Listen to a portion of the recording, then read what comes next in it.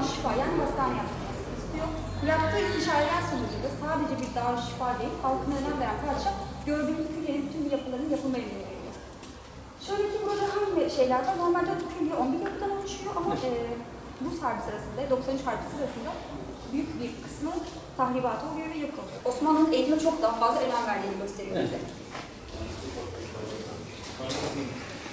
Bu da deneysel bir çalışma yapıyorlar. Yine önemli tarihin açısından. Çünkü bir panzehir buluyorlar.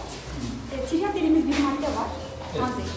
Sabuncuoğlu Şerafettin bu maddeyi kendisi yaptıktan sonra tiryak 6 ay gibi bir mayalanma süreci olan, içinde mineraller, madenleri içeren bir maya, kısaca bir panzehir. Bunu yaptıktan sonra deney o dönemde horozlar ve yılanlar kullanılıyor. Özellikle horozda bu tiryak dediğimiz maddeyi tutturduktan sonra yılanın onu sokmasını sağlıyorlar ve horozu kümese salıyorlar. 3 gün boyunca gözlemlediklerinde herhangi bir şekilde zehirlenmediğini görüyorlar. Yazıyoruz zaten şu an aynı zamanda. Duvarlarda mesela bazı çizimler bulunmakta. Bunları o dönemdeki hastaların çizdiğini buluyoruz.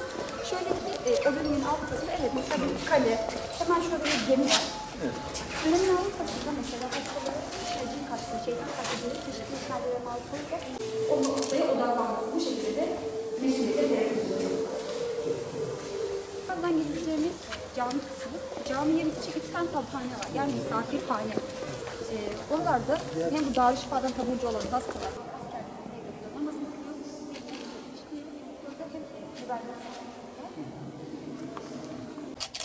İnce işçilik ve bu kadar yüzyıllarca dayanıyor. Ne ağacı bu, ceviz mi? Ne ağacı olur bilmiyorum maalesef. Ama her bir köşede tamamen bir işlem. Şurada baktığımızda bu mimariyle. Toplumlar işte sanata yönelebiliyorlar. Elbette. Şu anda Osmanlı refah seviyesi zaten çok yüksek. Ve şöyle ki hani 2. Bayezid sadece bilime ve fetihlere önem vermemiş, aynı zamanda kendisinin bir divanı bulunuyor. Adli mahlasıyla yazdığı, kendisi sanata da çok önem vermiştir. Burada çoğu yerde böyle ince işçiliği görüyoruz o yüzden. Buna çok büyük bir zevk vermiyor yani. Gerçekten çok incelikli bir şey. Sarayın malını ziyan ediyor diye. Ve padişah diyor ki ne veriyorsanız yarısını verin. Misal bir çuval veriyorlarsa yarım çuval pirinç vermeye başlıyorlar ve Aşçı Yahya Baba yine o kadar çok insanı, bu yük hayvanlarını doyurduktan sonra kalanını nefret ediyor. Padişah bir gün çıka geliyor, dökerken tam Aşçı Yahya Baba, sen diyor buraya utanmıyor musun sarayın malını ziyan etmeye? Aşçı Yahya Baba tabii karşısında devlet büyüğü var, saygıdeğer, hiç sesini çıkarmıyor, el pençe divan vuruyor. Ve o sırada rivayete göre Allah'ın hikmetiyle nehirden balıklar çıkıyorlar. Hepsinin ağzında birer altın. Padişahın senin malında bizim hiç mi hakkımız yok diyerek altınları bırakıyorlar. Aşçı Yahya Baba hemen Allah'a secde ediyor ve orada ruhunu sır çıktı, can çıktı misaliyle teslim ediyor. Tabii 2. Bayezid kendisinin bir evliya, Allah dostu olduğunu anlıyor ve şu an kahvede dışarıda aynı zamanda.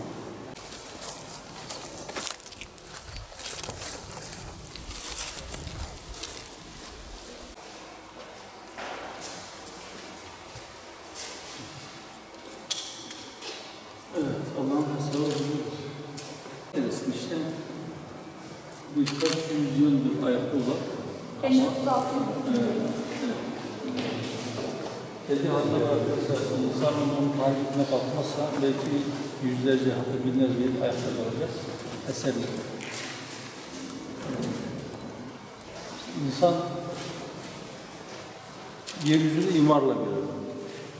Kimi gelir imar eder, kimi de gelir imar edilmiş olan şeyleri imha eder, yıkar, tahrip eder. İnsan da şerefli mahlukattır, yaratıkların en şereflisidir. İnsanlıktan çıkınca da işte esfel-i safilinde nasıl dönüşür? Tarih bunun örnekleriyle dolu. Rabbim bizleri o asaleti muhafaza edebilenlerden. Size teşekkür ediyorum. Biz teşekkür ederiz, şeref verdiniz. Estağfurullah.